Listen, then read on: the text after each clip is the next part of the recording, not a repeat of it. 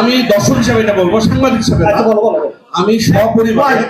আমি সপরিবারে দেয়ালের দেশ দেখেছি এসকেএস টাওয়ারে। আমার কাছে মনে হয়নি যে এই ছবি ফোন করে চালানোর মতো ছবি। এটা আমি দর্শকের জায়গা থেকে বলছি, কারণ শুধু সাংবাদিকতা একরকম কথা বললে হবে না।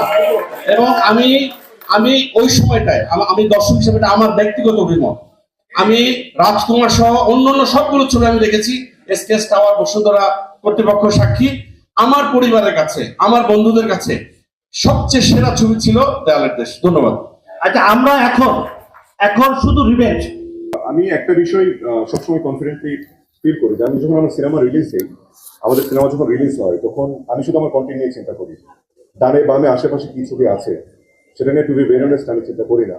আর এই ঈদে আই স্ট্রংলি ফিল যে রিভেঞ্জ যেই টাইপের কন্টেন্ট, সেটা যে কোনো দর্শকদের ভালো লাগবে এবং অ্যাজ এ অডিয়েন্স। কারণ আমার যখন কোনো ছবির কোনো খুঁত বা কোনো নেগেটিভিটি বা কোনো উইকনেস ধরা পড়ে, আমি নিজে কনফিডেন্স পাই না। বাট আমি কনফিডেন্টলি বলছি ইনশাআল্লাহ রিভেঞ্জ সবার ভালো লাগবে।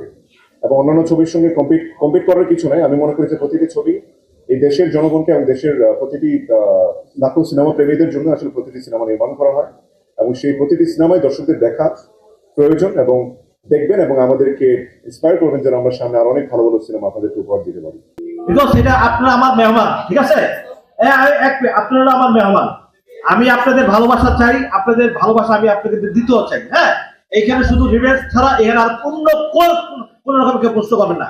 এখন কে প্রশ্ন করবে? কে করবে? আর আছে কেউ? বলো বলো বলো বুলবুল, বলো। বলতে বাইক চালাও।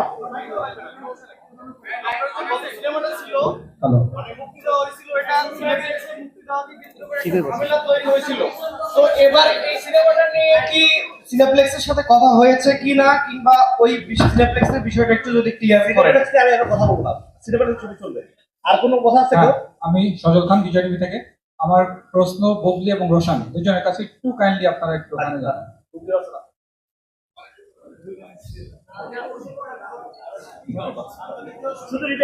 হ্যাঁ, রিভেঞ্জ নিয়ে কথা হবে। আমার প্রশ্ন ববলি এবং রোশন দুজনের কাছে যে যেহেতু এবার একটা জুটি বাদ নেই, তো এই রিভেঞ্জ সিনেমা দিয়ে যেহেতু আবার তুফানও আছে শাকিব খানের, তো কি মনে হয় আসলে এই রিভেঞ্জ দিয়ে দর্শকদের হলে টানতে পারবেন কিনা? আপনারা কনফিডেন্ট হবে?